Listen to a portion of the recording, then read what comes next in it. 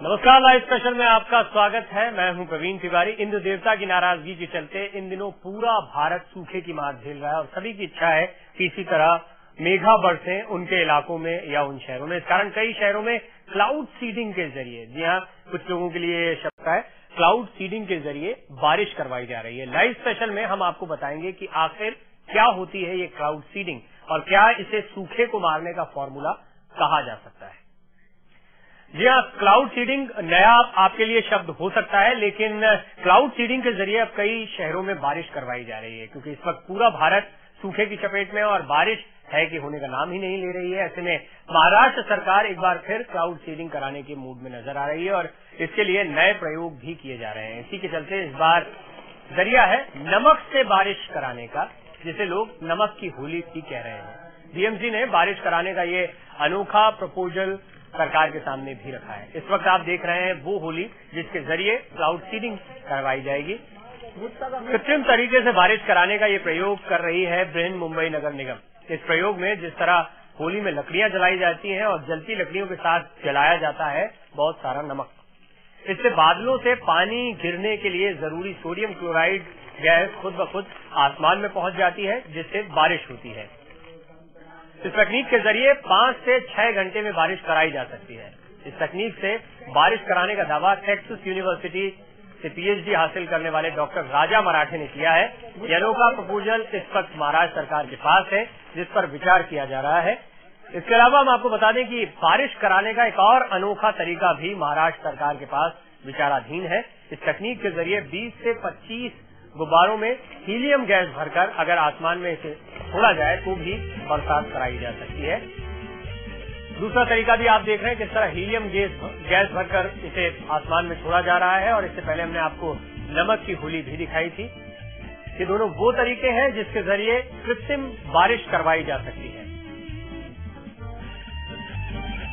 बादलों के बरसने के लिए जरूरी गैसेस को ये होली या ये गुब्बारे पहुंचाते हैं आसमान तक, और उसके बाद उन इलाकों में जहां पर बादल नहीं बरस रहे होते हैं बारिश हो पाती है।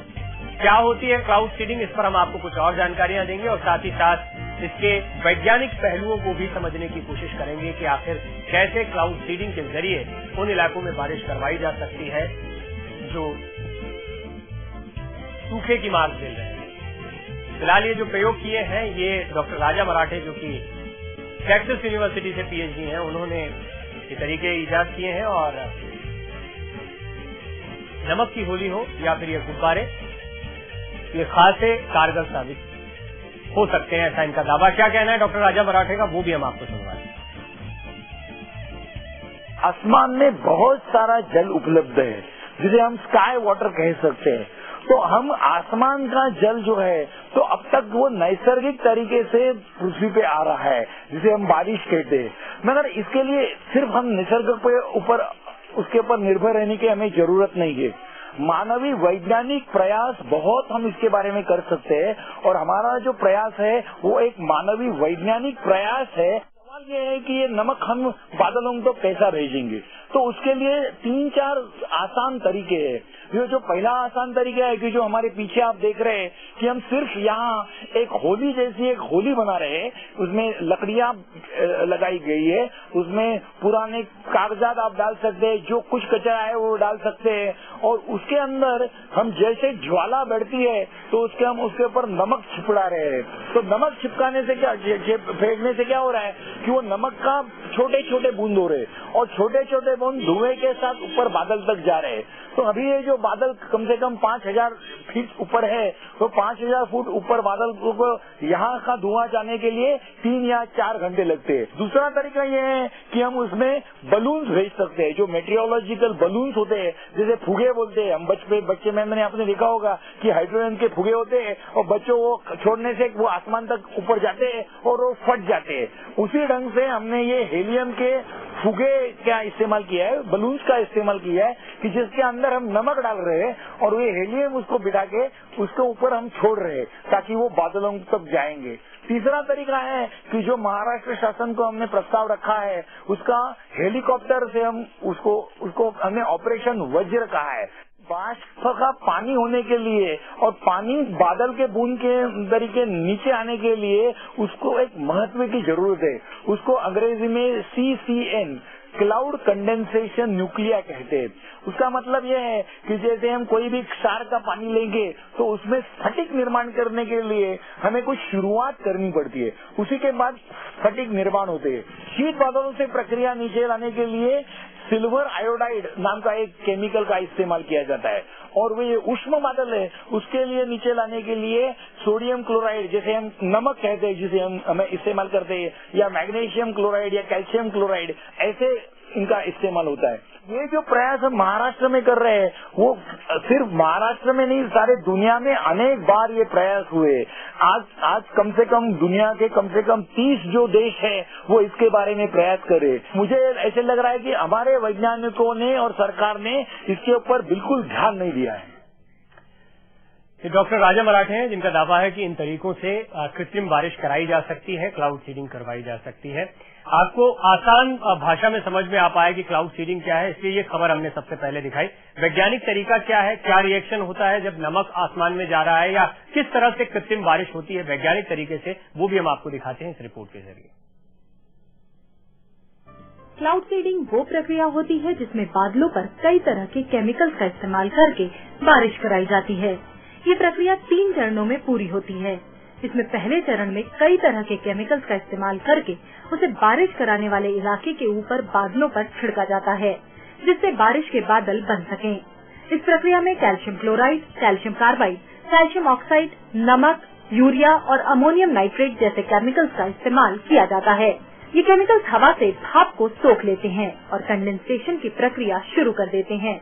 दूसरे चरण में बादलों के मास को नमक, यूरिया, अमोनियम नाइट्रेट, सूखी बर्फ और कैल्शियम क्लोराइड का प्रयोग करके बढ़ाया जाता है, और तीसरे चरण में सिल्वर आयोडाइड और सूखे बर्फ जैसे ठंडा करने वाले पदार्थों की बादलों पर बमबारी की जाती है, जिससे बारिश होने लगती है। इस पूरी प्रक्रिया के लिए खास जहाजों का इस्तेमाल किया जाता है, जो बारिश करने वाले बादलों के ऊपर इन केमिकल्स का छिड़काव करते हैं।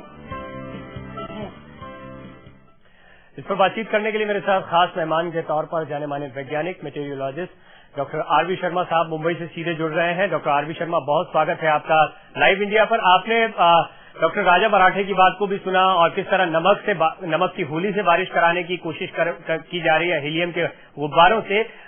कितना साइंटिफिक है ये तरीका, और साथ ही साथ क्लाउड सीडिंग आपसे भी समझना चाहेंगे कितनी कारगर होती है। नमस्कार। देखिए, सबसे पहले तो क्लाउड सीडिंग जो हम वेदर मॉडल के बारे में जान लें। वायुमंडल में मॉइस्चर सफिशिएंट है और विशेष करके मानसून के दौरान काफी मॉइस्चर अवेलेबल है, और जो धरातल पर हमको दिखाई नहीं देता है, लेकिन जैसे ही मॉइस्चर ऊपर जाता है तो ये कंडेंसेशन होने लगता है और क्लाउड ड्रॉपलेट्स बच जाती हैं। इसको ऊपर जाने के लिए उजागर गति का होना जरूरी है, जो मानसून में हमें मिल जाता है। तीसरा जो मुद्दा है उसमें यह है कि कंडेंसेशन न्यूक्लियर होने जरूरी है, और वायुमंडल में बहुत से एरोसोल और ऐसे पार्टिकल, छोटे छोटे पार्टिकल हैं जो एरोसोल का कंडेंसेशन न्यूक्लियर का काम करते हैं।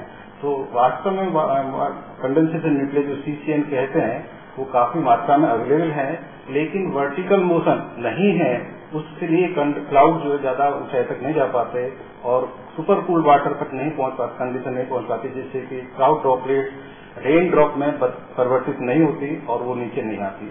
तो या तो 2 प्रक्रिया हो सकती है कि क्लाउड ड्रॉपलेट आपस में मर्ज होकर एक रेन ड्रॉप में परिवर्तित हो और वो फिर धरातल पर गिर जाए, क्योंकि ग्रेविटी की वजह से वो नीचे आ जाएंगी। दूसरा है कि क्लाउड ड्रॉपलेट्स बहुत ऊपर उच्चतर सुपर कूल्ड एरिया में जाएं, जहां पे उनका स्वतः ही कंडेंसेशन होने लगेगा और वो फिर रेन ड्रॉप में बदल जाएंगी और वो नीचे आए। ये क्लाउड सीडिंग एक्सपेरिमेंट या जो वेदर मॉडिफिकेशन के द्वारा हम ऊपर से कंडेंसेशन न्यूक्लियाई डालने की कोशिश करते हैं, जो एरोसोल या सोडियम क्लोराइड इस तरह के जो डालते हैं, वो कंडेंसेशन न्यूक्लियाई ऐड करना चाहते हैं जिससे कि कंडेंसेशन हो। लेकिन मेरा मानना है कि अगर उसमें क्लाउड के अंदर वर्टिकल मोशन है तो रेन ड्रॉप ऊपर अपने आप ही उठेगी और कंडेंसेशन न्यूक्लियाई अपने आप ही उसमें काफी मात्रा में है और वो रेन ड्रॉप में परिवर्तित होकर धरातल पर आ जाएगी। लेकिन ये जरूरी है कि हाँ, इस तरह के एक्सपेरिमेंट करने, चाहे वो धरातल से हम सोडियम क्लोराइड को वेपराइज कर रहे हों या हेलीकॉप्टर के द्वारा हम ऊपर से डाल रहे हों, तो उसमें कुछ परसेंटेज रेनफॉल बढ़ सकता है, 5 से 10%। और जहां तक भारत सरकार का सवाल है, भारत मौसम विभाग ने और Indian institute of tropical metrology ने अब एक एक्सपेरिमेंट